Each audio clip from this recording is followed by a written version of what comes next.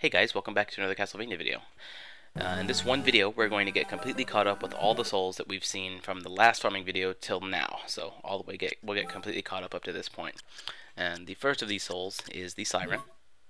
And I didn't get footage of the map of where she is, so I just kind of took a screenshot of the map and made some of my own. So she's right here, and I actually found a fairly good use for the Une soul when farming her, because she flies in the same path every time. Just drop the Une soul and she runs right into the mine. It's fairly mana intensive, so I couldn't do it the entire time, but for the early parts of farming her, it was actually pretty useful. It's made it very easy. Just jump, special, jump, special. So ultimately she drops her soul. It took about 10 minutes or so, and this soul is not very good. Sure, it one-shot her, but it was only 55 damage, and it's not very accurate.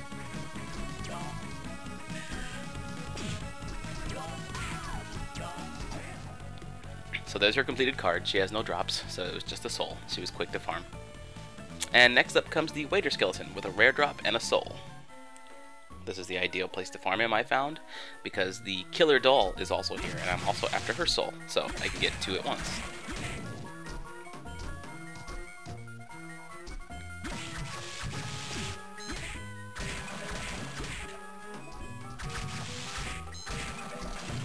There it is, slings hot curry at foes. And it serves two purposes. It deals damage as long as it's on the ground, and it taunts the mobs. So they try and attack the curry. I guess they hate that curry. A little later, the killer doll drops her soul. Total took about 15 minutes to get both these souls. And the killer doll's soul is cool. See, she drops a little Mina doll.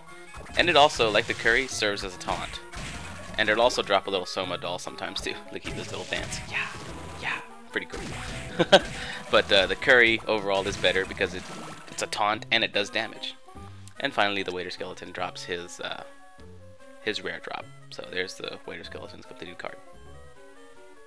And next up, we're moving to the Creaking Skull, which, as we saw in a previous video, is this is the only place that we know of right now where we can farm him, and he's right by an exit to the room. So he's a very simple farm. I am using the Gram sword. I went in and bought that at the beginning of this video, but since this video takes up about 10 minutes, I had to cut that part. Figured I'd just explain it later. But yeah, I went and bought Gram on the recommendation of a user comment telling me that it has long range and is a straight swinging sword. So anyway, here is the Creaking Skull soul.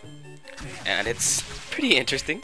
A giant skeleton arm that attacks when you attack, and depending on the direction that you cast it, it'll always swing in that direction. So if you want it to swing forward every time, it'll swing forward, but when you turn around, it starts swinging backwards, which actually is useful because it take out two mobs there, with one with my sword, one with the skeleton arm.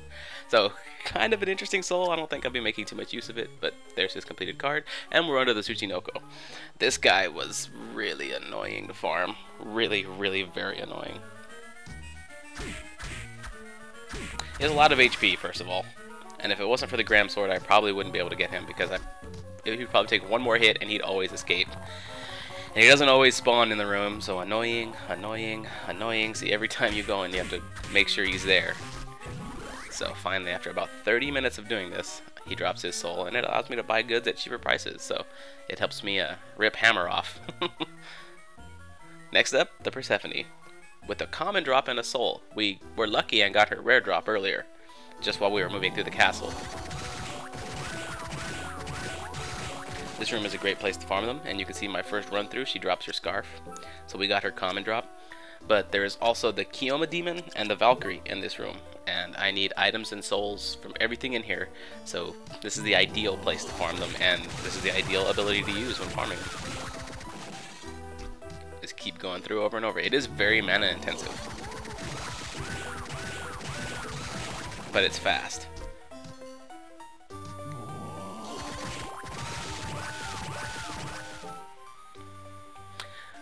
Ran out of mana, and I had all these mind-ups sitting around in my inventory, so I decided to use them, just to keep the farming going as fast as I can. And the Valkyrie drops her soul.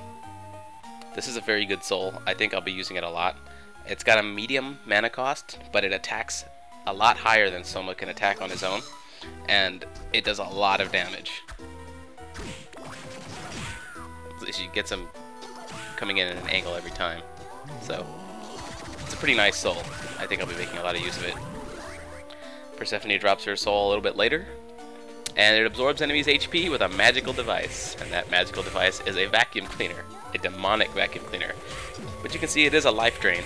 So, it's fairly useful. If I ever find myself in dire need of HP, I can use that. And there's her completed card.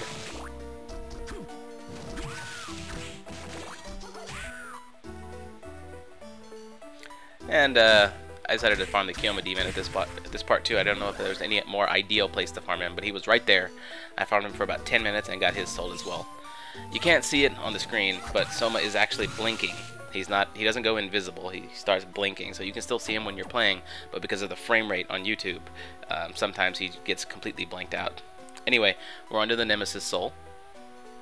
And this shaft is a good place to farm them because there's also the Imp here. So you can farm the Imp and the Persephone at the the Imp and the Nemesis at the same time. And I developed a cool little 3-hit combo here. Like 1, 2, 3.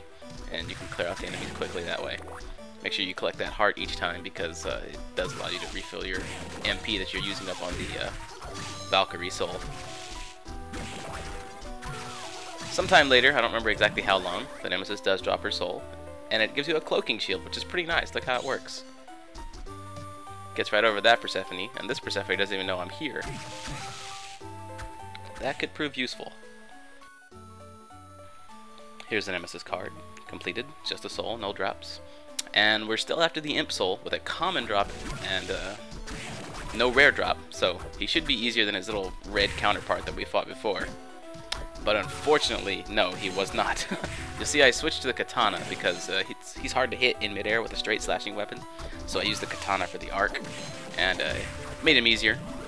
Took me about 20 minutes to get his soul, first of all. And I still don't have his common drop. And his soul is pretty useless. Look at him, he just kind of floats around there. He doesn't really do much. I'm trying to give him an opportunity to attack the enemy.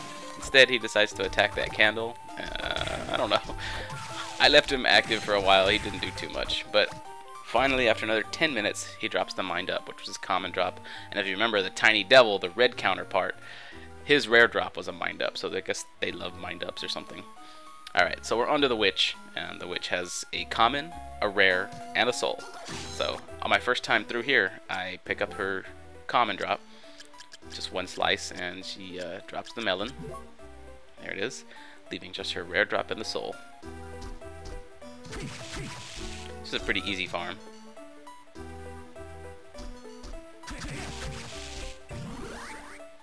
Her soul repels bullets with a shield, or with shield as it says. And there's the shield itself. She's not a good target to use it against. I tried to see if it would repel that fireball, but no go. I'm sure it'd be more useful against things like the skeleton archer. And she also drops her rare drop not too long after, the Gabolg. It's a spear forged by witches. It has a high attack power. And it has a medium delay. It's not a slow weapon, so it actually is fairly usable with a lot of damage. But there's her completed card, and I'll be sticking with the Gram because I just prefer faster weapons than that. And finally, we have the Disc Armor with a common drop and his soul. This room is the best place to farm them. Well, actually, it's the only place I've seen so far with them, so it is the best place for me. You can see me making good use of the Kioma Demon's soul to get behind the Disc Armor so I don't take any damage.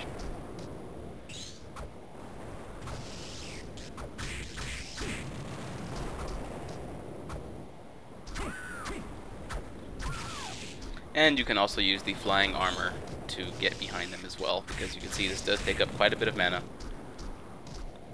So you can use the Flying Armor to get over them and attack from behind. After about 15 minutes or so, he drops his soul, and it shreds enemies to bits with his disc. I didn't get footage of his common dropping, but it did drop at some point. I guess I just didn't catch it. But there it is. He dropped his iron plate and his soul. So there we go. We're all caught up with all the new souls. So the next Castlevania video will be a video diving deeper into the depths of the castle. So stay tuned, guys. See you next time.